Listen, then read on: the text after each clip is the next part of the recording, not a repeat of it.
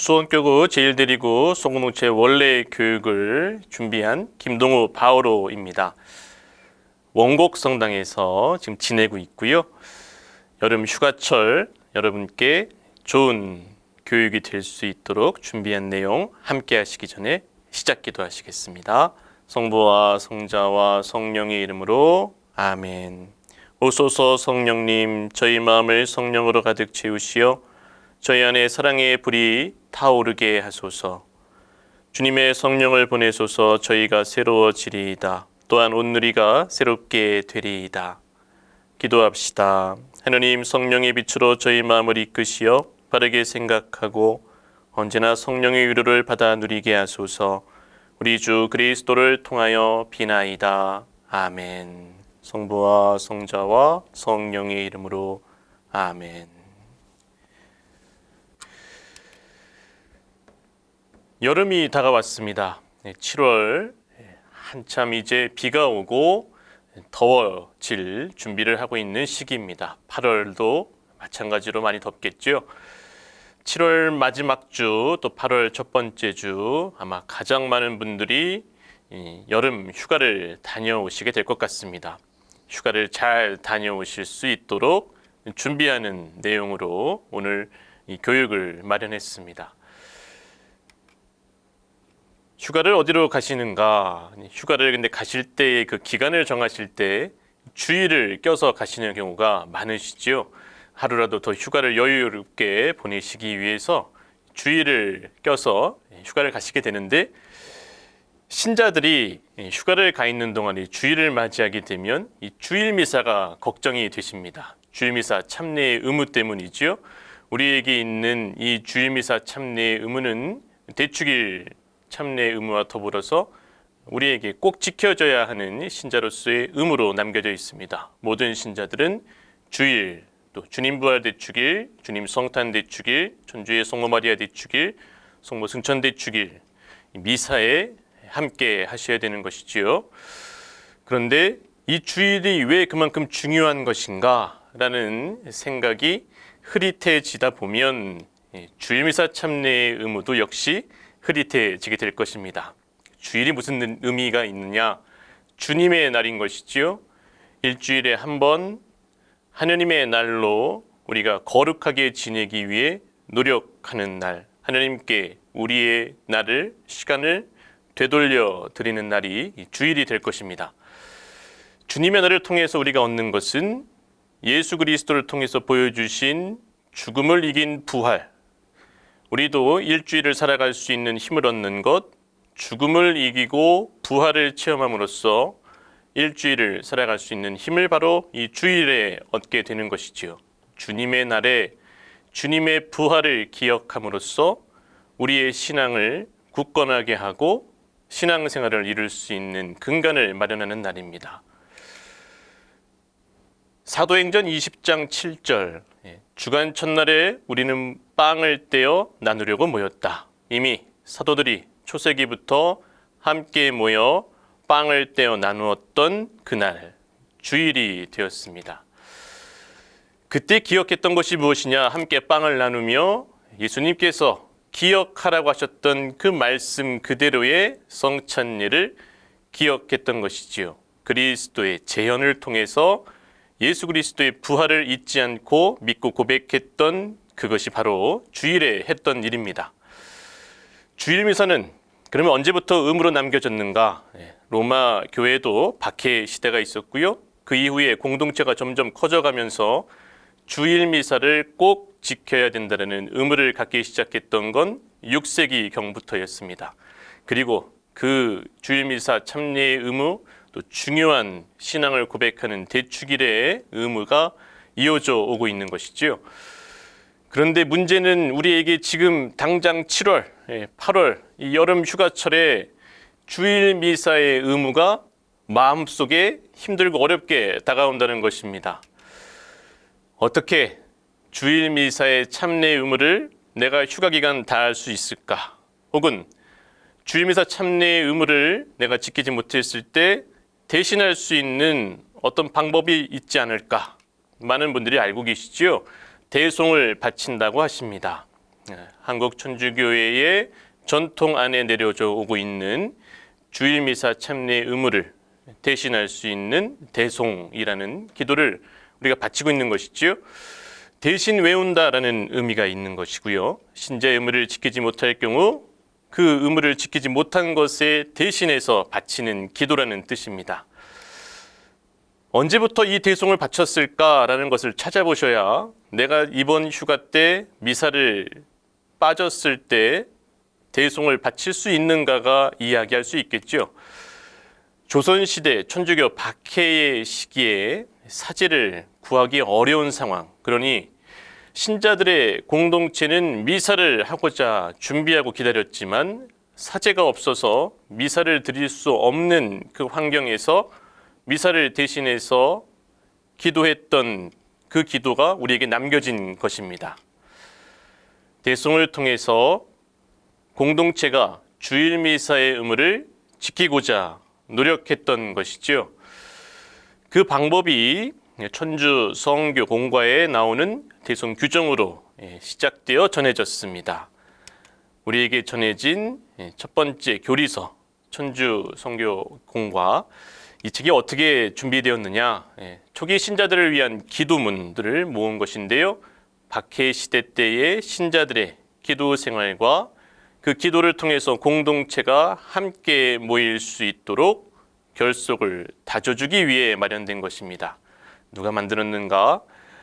그들이 함께 모여서 기도할 수 있도록 그 기도의 공동체의 어른이 되시는 분들, 또 그 공동체가 함께 할 수 있는 기도를 마련했는데, 자신과 이웃을 위한 기도, 또 특별히 돌아가신 분들을 위한 기도가 잘 남겨져 있습니다.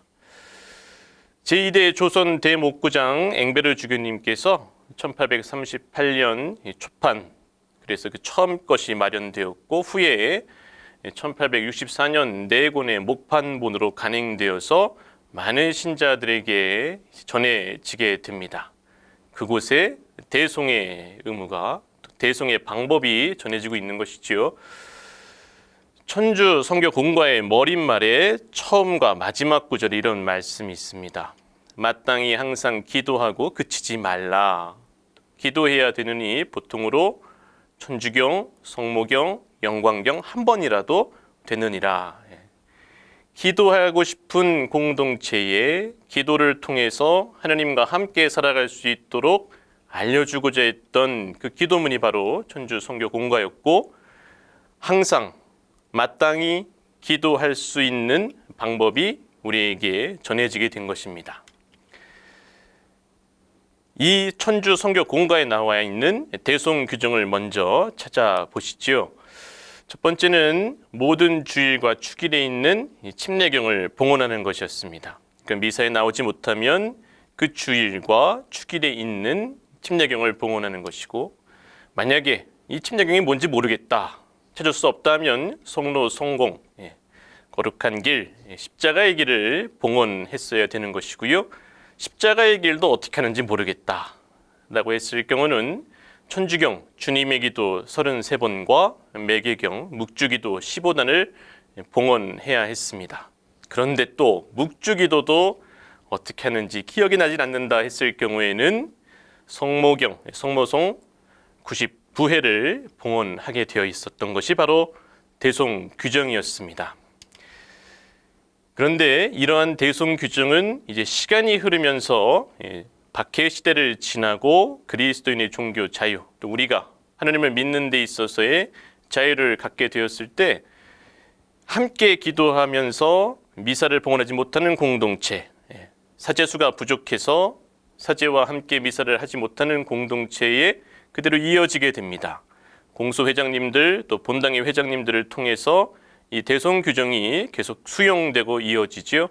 그 회장님들이 어떤 일을 해야 되는가, 무엇을 가르쳐야 되는가, 공동체를 위해서 어떤 일을 해내야 되는가에 대한 규정이 적혀 있는 것이 바로 회장 직분이라는 책이었습니다.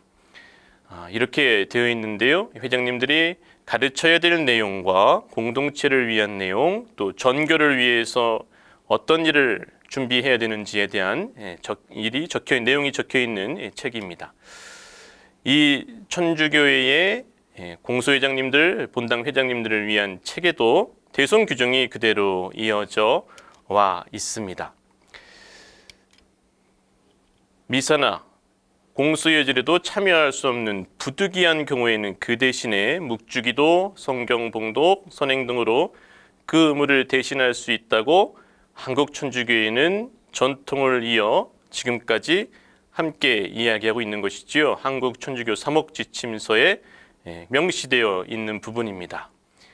그런데 이 중요한 내용은 부득이한 경우라는, 그 부득이한 경우가 무슨 경우인가를 잘 보고 해야 되는 것이죠. 대송 규정이 가능한 부득이한 경우가 무엇인가? 내가 이번 여름 휴가를 가는데 내 여름 휴가가 대송 규정을 할 수 있을 부득이한 경우가 되는가? 대송 규정이 가능한 부득이한 경우를 알려드리지요. 박해를 받는 지역일 경우에 대송을 할 수 있다. 신앙으로 인하여 가정에 불화가 생길 우려가 있는 경우, 그러니 내 신앙을 드러내지 못하고 믿을 수밖에 없었던 상황에서 나의 신앙 때문에 가정에 또 공동체에 불화가 생길 수 있는 경우에 대송을 바치라는 것이었던 것이죠. 그리고 주일에 일을 해야 되기 때문에 미사에 참여하지 못할 경우도 대송 규정이 가능한 경우가 됐습니다.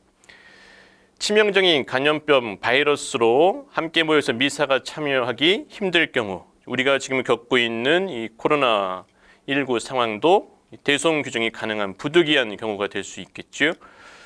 그리고 주변에 성당이나 공소가 없는 경우, 그래서 내가 노력해서 미사 시간에 맞춰 미사를 할 수 없다던가, 혹은 미사를 하기 위해 가는 과정이, 길이 내가 갈 수 편하게 혹은 도달할 수 있는 방법이 없는 경우도 대송 규정이 가능한 부득이한 경우에 들어갑니다. 자, 휴가를 떠나시겠죠? 휴가를 가서 미사를 봉헌할 수 없다, 내가 그 휴가지에서 미사를 봉헌할 수 없었다라고 이야기하는 것, 그것이 나에게 지금 오늘 우리 살고 있는 우리들에게 방금 전에 확인했던 부득이한 경우에 들어가는가? 이런 질문을 먼저 할 수 있어야겠습니다. 대송을 바치기 전에 우리 조상들이 그렇게 힘들고 어렵게 주일 미사를 드리고자 했던 그 마음에서 시작된 대송 규정이 지금의 나에게 해당될 수 있는지를 살펴보시면 좋겠습니다. 박해를 받는 경우인가? 신앙으로 인해서 가정에 불화가 생기는 경우인가? 혹은 내가 주일에 일하고 있어서 어쩔 수 없이 빠지는 경우인가? 감염병 바이러스로 인해서 미사 참여가 힘든 경우인가? 주변에 성당이나 공소가 없는 경우인가? 대송은 주일 미사 참여와 동등한 지위를 갖지 못합니다. 그러니 내가 미사를 빠진 다음에 부득이한 경우라도 미사 참여를 한 것과 다름없다라고 생각하고 계신다면 그것은 주일 미사의 은총이 얼마나 큰지를 모르고 있기 때문에 그런 것이지요. 미사 참여를 할 수 없지만 하느님께 내 마음을 내어드리기 위해서, 주일을 거룩하게 지내기 위해서, 내 믿음을 부끄러워하지 않고 고백하기 위해서 드리는 것이 바로 대송이었던 겁니다. 주일을 내가 하느님께 내어드릴 수 있는 최고의 방법인 미사 참여가 어렵고 힘들 경우, 부득이할 경우 내가 하느님께 시간과 정성을 내어드리고자 했던 방법이 바로 대송을 바치는 것이었죠. 휴가 중에 하느님과 함께하고자 하는 노력을 다하고 주일 미사에 참여할 수 있다면 하느님과 함께하는 최고의 휴가가 될 것입니다. 몸만 또 정신만 쉬고 새롭게 하는 휴가가 아니라 내 마음과 영혼까지도 하느님과 함께하면서 새롭게 되는 휴가를 지내게 되시는 거죠. 이를 위해서 한국천주교중앙협의회는 매일 미사책이라든가 혹은 웹사이트를 통해서 전국 피서지 인근 성당을 친절하게 안내해드리고 있습니다. 경기도, 인천, 충청도, 전라도, 제주도, 부산, 울산 지역, 경상도, 강원도, 전국의 모든 지역에 피서지 인근 성당과 또 성지를 안내해드리고 있고요. 그래서 여러분들이 가시는 피서지, 휴가지에 가시는 길에 오시는 길에 또 머무는 지역에서 미사 참례의 의무를 힘들게 하지 않도록 안내해 드리고 있는 것이지요. 찾아보시고 미리 계획 중에 준비하시면 좋겠다는 말씀을 드립니다. 그러나 대송을 생각하기 전에 명심해야 될 것, 그것은 주일을 거룩히 지내는 최고의 방법은 부득이한 경우가 아니라 내가 정성을 다해 참여하는 미사가 되는 것. 미사에 참여하는 것보다 주일을 더 거룩히 지내는 방법은 없는 것이지요. 주일 미사를 빠지게 된다면 대송을 바쳐야지, 대송을 바치면 되겠지라고 생각하는 것이 아니라 내가 왜 지금 주일 미사를 빠질 수밖에 없는지 하느님 앞에 성찰하는 과정이 먼저 이루어져야 될 것입니다. 그리고 나서 어쩔 수밖에 없는 이 상황 앞에 놓인 나의 마음을 하느님께 내어드리고자 하는 기도가 시작될 때 대송이 정성 들여서 신실한 마음으로 바쳐지게 될 것입니다. 무엇이 내가 지금 주일미사를 참여하고자 하는데 부득이한 경우라고 가로막고 있는지를 살펴보십시오. 남들이 이야기하는 감염병의 위험, 또 내가 아까 함께했던 가족들과의 시간 안에서 하느님께로 가야 되는 주일미사 참여가 어려운 이유, 내가 지금 하느님께 나아가고자 하는 주일미사 참여를 가로막고 있는 내 스스로 부득이하다고 여기고 있는 이유가 무엇인지를 잘 성찰한 다음 그 성찰을 통해서 나에게 있는 어려움이 무엇인지를 찾을 수 있다면 그 어려움을 통해 신앙의 성숙을 이루는 좋은 과정이 될 수 있음을 희망할 것입니다. 그 희망이 이루어지는, 그 기도가 이루어지는 그 장소가 바로 미사가 될 것입니다. 주일미사 참여는 그렇게 이루어질 때 의무적으로 어쩔 수 없이 해야 되는 것이 아니라 내가 가장 먼저 준비하고 해야 되는 설레는 하느님과의 만남이 될 것입니다. 미사를 통해 우리가 무엇을 얻을 수 있는가?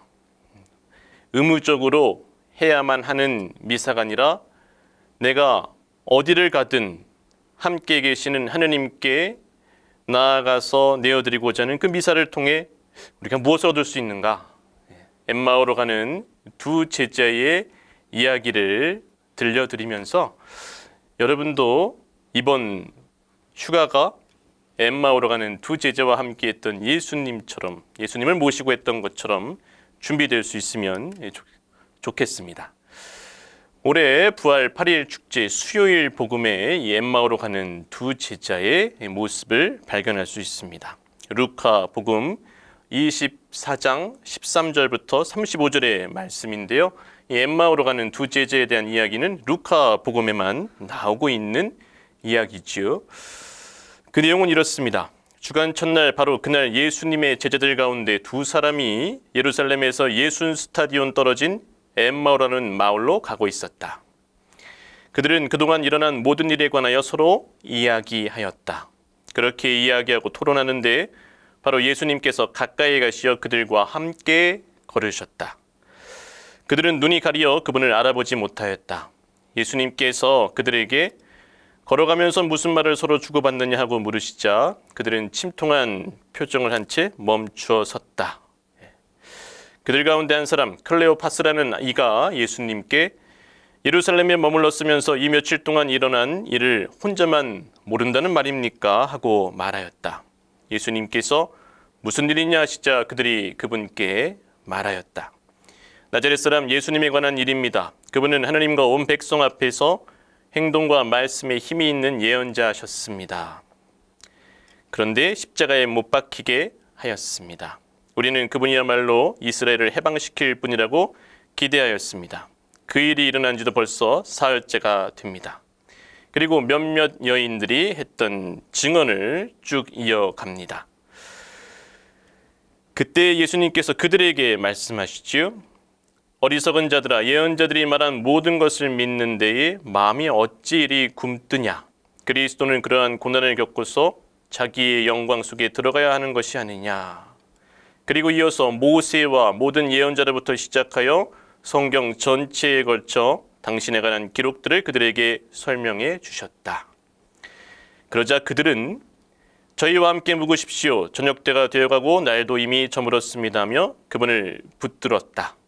그래서 예수님께서는 그들과 함께 묵으시려고 그 집에 들어가셨다. 그들과 함께 식탁에 앉으셨을 때 예수님께서는 빵을 들고 찬미를 드리신 다음 그것을 떼어 그들에게 나누어 주셨다. 그러자 그들이 눈이 열려 예수님을 알아보았다. 그때 그분께서는 그들에게서 사라지셨다. 그들은 서로 말하였다. 길에서 우리에게 말씀하실 때나 성경을 풀이해 주실 때 속에서 우리 마음이 타오르지 않았던가. 그들이 곧바로 일어나 예루살렘으로 돌아가 보니 11 제자와 동료들이 모여 주님께서 되살아나시어 시몬에게 나타나셨다고 말하고 있었다. 그리고 이제 그들도 길에서 겪은 일과 빵을 떼실 때에 그분을 알아본 이야기를 해 주었다라고 부활8일 축제 수요일 복음은 전하고 있습니다. 걸어가면서 무슨 말을 서로 주고받느냐? 이번 휴가, 우리가 휴가를 지내면서 어떤 이야기를 하고 있을까 생각하고 준비하셨으면 좋겠습니다. 클레오파스라는 이가 예수님께 물었던 것, 당신만 혼자 모르고 있단 말입니까? 그리고 예수님께서 다시 물으시지요. 너희들에게 무슨 일이 있던 것이냐? 그들은 예수님의 일을 이야기하려고 하지만 예수님께서는 너희들에게 지금 무슨 일이 있느냐? 이 어리석은 자들아, 믿는 데에 마음이 어찌 이리 굼뜨냐라고 말씀하십니다. 예수님께서 하셔야 될 일, 자신의 영광 속에 들어가시고자 했던 그 십자가의 길을 다시 한번 확인시켜 주시고 모세와 모든 예언자로부터 시작되어 성경 전체에 걸친 이야기를 해주셨다. 우리가 미사에 가서 제1독서, 2독서를 통해 듣는 말씀, 또 복음을 통해 듣는 예수님의 말씀, 그 말씀을 듣는 과정을 생각하게 됩니다. 그들은 서로 말했지요. 길에서 성경을 풀이해 주실 때 우리 마음이 타오르지 않았던가. 그리고 그들은 드디어 예수님께 간절히 청했던 겁니다. 주님, 저희와 함께 묵으십시오. 저녁 때가 되었을 때. 여러분이 예수님과 함께하는 휴가가 되셨으면 좋겠습니다. 그 휴가 가운데 주일이 껴있다면 주일 미사 참내의 의무를 다 하실 수 있으면 좋겠습니다. 엠마오로 가는 두 제자를 바라보십시오. 엠마오로 가는 그날은 예수님께서 부활하신 날이었습니다. 엠마오라는 동네는 예루살렘으로부터 60 스타디온 떨어져 있는 거리였지요. 고대 그리스 단위였던 1 스타디온이 185m 정도 되니 60 스타디온이면 11km 정도 되는 거리입니다. 성인의 걸음으로 천천히 걸어가면 3시간에서 3시간 반 정도 걸리는 거리겠지요. 두 제자가 예수님과 3시간에서 3시간 반 정도 되는 거리를 함께 걸었던 겁니다. 그리고 모세로부터 이어져 오는 하나님의 말씀을 들었고 그 말씀이 어떠한 뜻인지를 예수님을 통해 알게 되었죠. 목적지에 다다랐을 때, 엠마오에 왔을 때 날이 저물었다고 하니 예루살렘에서 아마 오후 늦게 출발했을 겁니다. 제자들의 행동을 바라보십시오. 주님을 붙들기 위해 이렇게 청합니다. 주님, 저희와 함께 묵으십시오. 그리고 주님은 함께 묵으시려고 같은 집에 들어가셨고 빵을 들고 찬미를 드리신 다음 떼어 나누어 주셨습니다. 말씀의 나눔에 이어서 빵의 나눔을 이루어 주신 것. 말씀의 전례와 성찬의 전례가 함께하는 그 미사라는 엠마오의 두 제자가 경험했던 예수님의 사랑을 놓치지 마십시오. 그러면 어떻게 되느냐? 엠마오의 두 제자는 눈이 열려 예수님을 알아봅니다. 그 알아본 순간 예수님은 사라지셨지만 이제 그들은 예루살렘으로 돌아가기 위해 다시 길을 나섭니다. 저녁을 먹고 예루살렘으로 돌아가기 위한 3시간 반을 왔던 길을 돌아가기 위해서 문을 열었더니 이미 어둡고 하나도 보이지 않는 길이 되었습니다. 나중에 가야지, 날이 밝으면 가야지. 예수님을 직접 만나고 체험했던 그 제자는 그렇게 하지 않습니다. 당장 그 어둠을 헤치고 예수님의 부활을 전하기 위해 예루살렘으로 달려가지요. 낮에는 3시간 반이었지만 그 어둠 속에 돌아가는 길은 훨씬 더 힘들고 오래 걸리는 길이었습니다. 그럼에도 불구하고 예수님을 직접 체험하고 알았기 때문에 기쁘고 감사한 마음으로 그 길을 달려갈 수 있었습니다. 두렵지 않았던 것이지요. 그들은 그렇게 쉬지 않고 달려가서 다른 제자들에게 부활하신 예수님을 고백합니다. 예수님이 부활하셨다라고 고백하는 것이 아니라 그분께서 함께할 때에 우리의 마음이 타오르지 않았던가라는 자신의 믿음의 신앙의 고백을 하게 되는 것이지요. 부활하신 예수님을 어떻게 만났습니까? 그분과 함께 말씀에 또 성찬의 나눔을 통해 부활하신 예수님을 만나 뵐 수 있었습니다. 그것이 미사인 것이지요. 내 영혼을, 내 몸과 마음을 편히 쉬게 하는 휴가를 준비하신다면 그 휴가에 부활하신 예수님을 마주 뵙는 미사가 반드시 들어가 있으면 좋겠습니다. 미사를 통해서 하느님의 말씀을 듣고 빵을 나누며 예수 그리스도의 부활을 함께 고백하게 될 것입니다.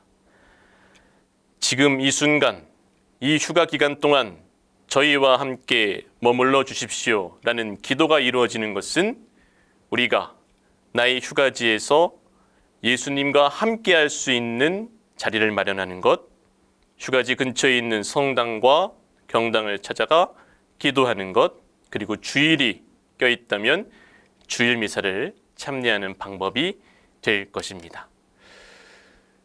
이번 휴가 하느님과 함께하기 위해서 계획하고 준비하는 휴가가 되셨으면 좋겠습니다.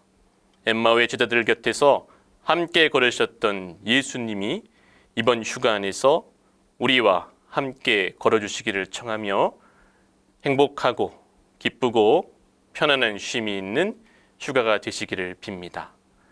성부와 성자와 성령의 이름으로 아멘. 영광이 성부와 성자와 성령께 처음과 같이 이제와 항상 영원히 아멘. 성부와 성자와 성령의 이름으로 아멘.